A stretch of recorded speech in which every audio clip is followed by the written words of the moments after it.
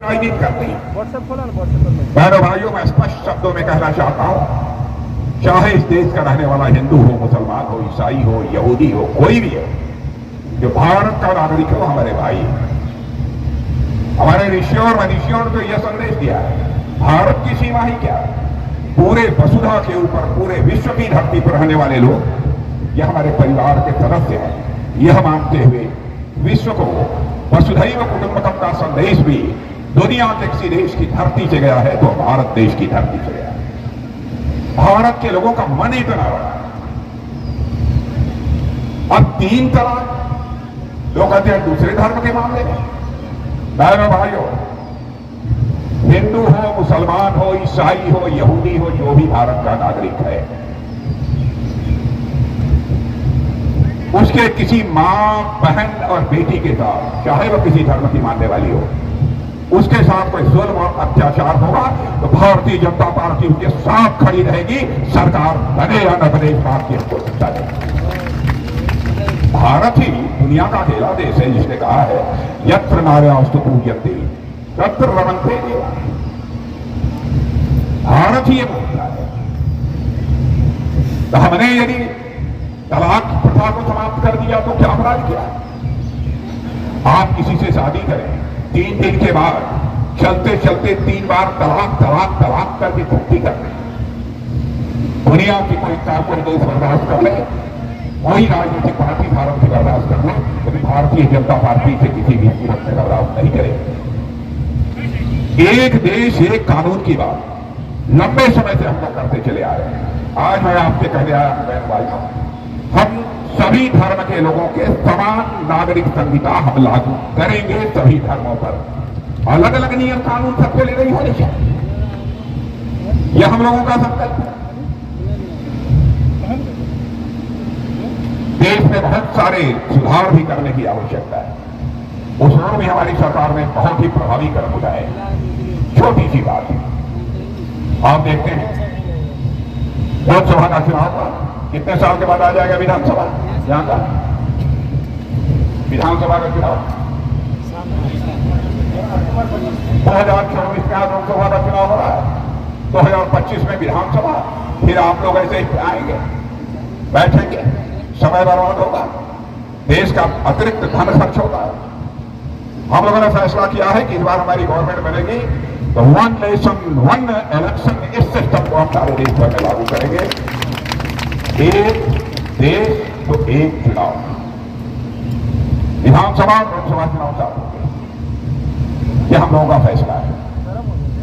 बहनों भाइयों, 10 वर्षों में तो मैं प्रेस के दोस्तों से कहना चाहता हूं कि हमारी कोई बात गलत हो, आप अपने अखबार के पन्नों पर लिख देना, हमारी आलोचना कर देना, हम उसका स्वागत करें।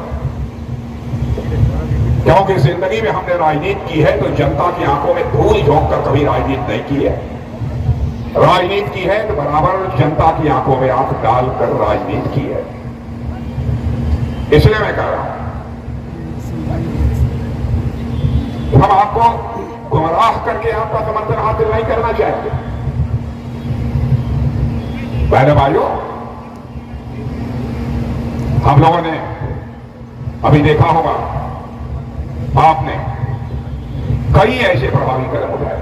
पंडित जवाहरलाल नेहरू का भी शासनकाल आपने देखा है, श्रीमती इंदिरा गांधी का भी देखा है, राजीव गांधी का भी देखा है, डॉक्टर मनमोहन सिंह जी का भी देखा है।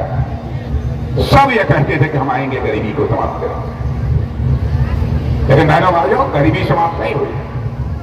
आजाद भारत के इतिहास में पहली बार 25 करोड़ लोगों को गरीबी के संकट से बाहर करने में कामयाबी दी किसी सरकार को मिली है तो मोदी के नेतृत्व की हमारी एनडीए सरकार को मिली। यह हमारा आंकड़ा नहीं है, नीति आयोग का आंकड़ा है।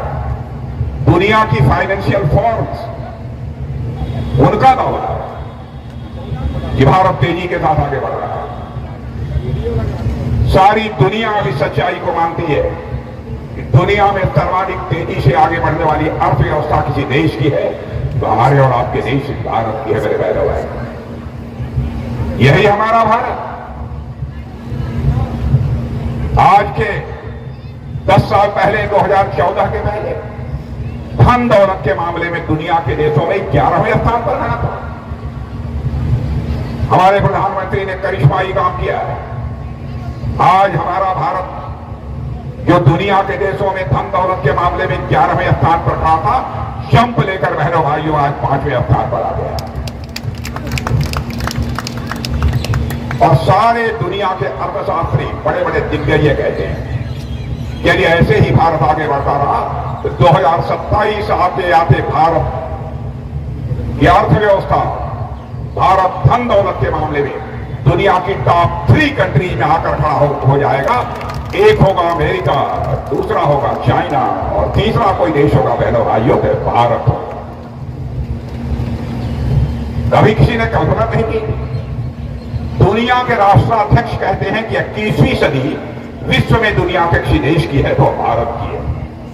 यह मैं नहीं कहता हूं, दुनिया के माने जाने ताकतवर देश कहते हैं कि 21वीं सदी विश्व में दुनिया के किसी देश की है तो भारत की है।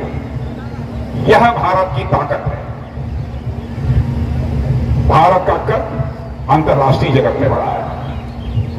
पहले भारत अंतर्राष्ट्रीय मंचों पर कुछ बोलता था। हम लोग 25 वर्षों से विदेशों में जा रहे हैं। आप यहाँ के लोग भी विदेशों में होंगे, आप उनसे पूछिए 10 साल पहले दुनिया के देशों में भारत के प्रति क्या धारणा थी और आज दुनिया के देशों में भारत के प्रति क्या धारणा है। आप उनसे पूछिए, वो बतलाएंगे। बहनों भाइयों, मैं भी 25 साल पहले भी दुनिया के कई मंचों पर बोल चुका हूं। संयुक्त राष्ट्र संघ में भी बोलने का मुझे अवसर प्राप्त हुआ है। पहले मैंने देखा भारत को जब बोलने का समय आता था तो बहुत सारे देशों के लोग उठकर चले जाते, भारत की बातों को कोई गंभीरतापूर्वक नहीं लेता है। लेकिन बहनों भाइयों, आज भारत अंतर्राष्ट्रीय मंचों पर कुछ बोलता है, सारी दुनिया कान खोलकर सुनती है कि भारत बोल क्या रहा है। यह भारत की हैसियत सारी दुनिया में, यह भारत की हैसियत दुनिया में बनी। और ये विपक्ष के लोग